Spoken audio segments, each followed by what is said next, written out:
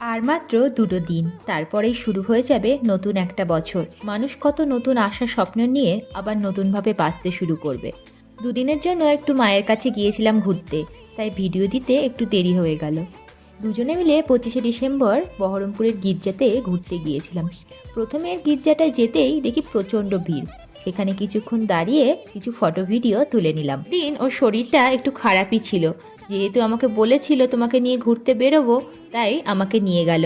বলল চলো বেরিয়ে আসি, যা হবে পরে দেখা যাবে।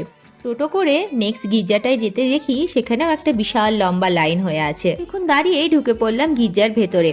প্রত্যেক বছরই গির্জার ভেতরটা এবং বাইরেটা খুব সুন্দর করে সাজাই।